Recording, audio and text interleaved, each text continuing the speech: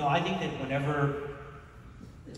that I don't really want anybody to feel a specific emotion. I think what I want them to do is to read and relate to the story.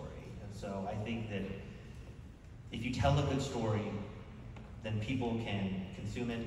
It's easy, it's not boring, it's not a lecture, it's not a sermon, it's a great story. Or that's what I hope. I hope it's a great story. And I hope people will read the story, either see themselves part of the story, in the story, or know someone whose story that is that they can share it with. And to me, I think this is what the power of storytelling is that I just realized that, I'd always wanted to have Wolverine adamantium claws. Like, that would have been my superpower, but, I just got storytelling, which is really not as tough. But that's been the superpower that I got. So to me, I think that I don't want anybody to feel anything, but if you put yourself in the story and you feel a certain emotion, then that's fine by me. I think that's okay for people to feel and relate to things. I wrote the subtitle 3 Years of Fear because I wanted to be very bold in saying this is a book about fear, because it's the #1 struggle of my life.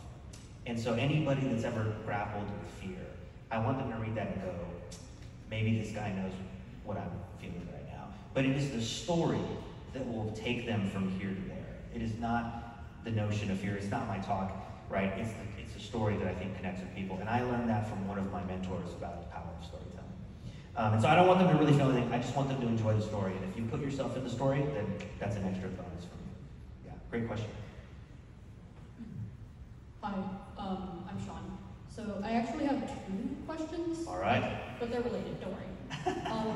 Have you noticed a significant change in the youth of today and how they might deal with the same issues or experiences as yourself? I think the only thing I noticed is, I think human nature is the same. Like, human nature doesn't change. I think that what I've noticed is I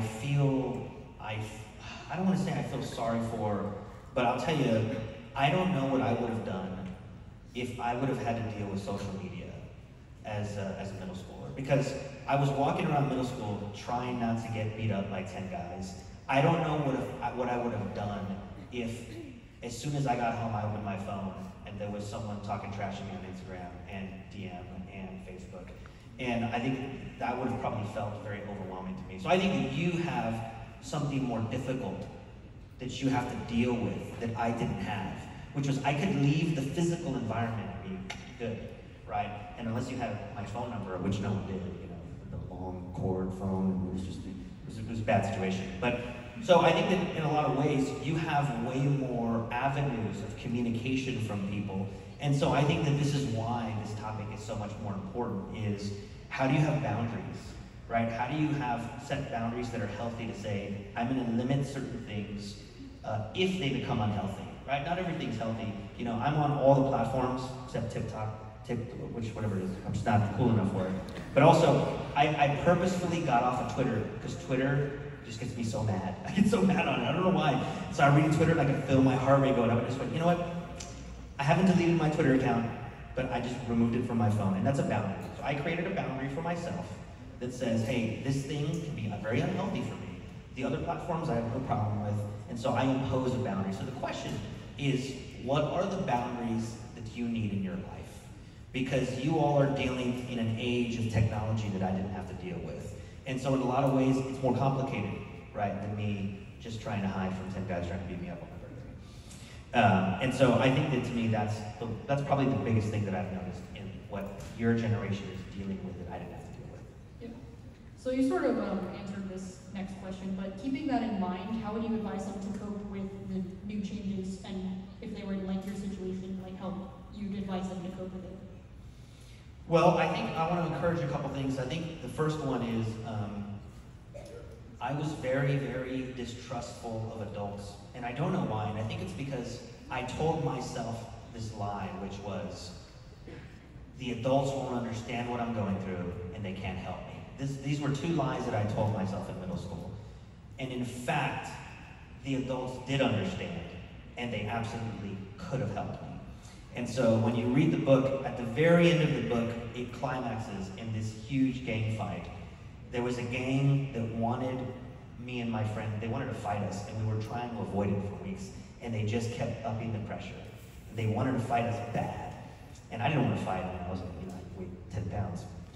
And I won't give away the story, but the adults intervened. So we were like, it was like Lord of the Flies. We had just we'd created our own world, and we were going to deal with it our own way. It was completely unhealthy and toxic. And the adults came in and saved our butts. And I realized that, oh my gosh, they were watching the whole time. See, I had told myself this lie, they don't know what's going on, they don't care. They had noticed, and they were making plans, and they were spending money, and they were, bringing in, like, professionals to deal with the problem. And it really changed the story in my head, which was these adults don't know what's going on. They absolutely did. So I think that one of the things that I would encourage you is that, take a chance on the adults. Because I thought I was too punk rock to talk to the adults. I was like, whatever. And then every once in a while, to be a cool adult. And I just think that most of the adults, most of the teachers, they have one of the hardest gigs there is, right? And so they're doing it not for the money, not for the glory. They're doing it because they actually are inspired by the mission of helping you, which is the next generation. So I would encourage you to reach out to adults, and bring them some of these issues because they absolutely can't help you and they want to help you. And I would say that's the first thing. I think the other thing too is to not be afraid to talk about your feelings.